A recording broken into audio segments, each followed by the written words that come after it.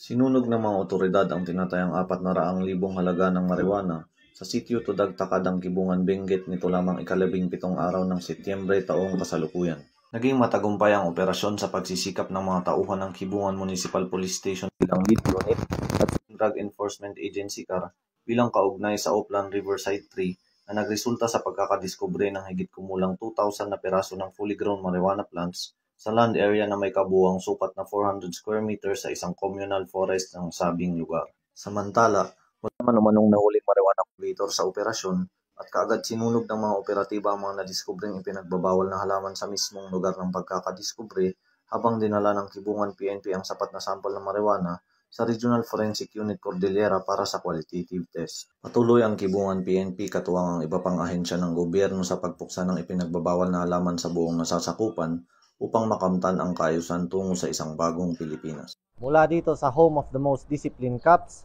Camp Major Bado Dangwala, Trinidad, Benguet, ako po ang inyong PNN Correspondent Patrolman Raffin Jude Suaya, alagad ng batas, taga-taguyod ng Balitang Pulis.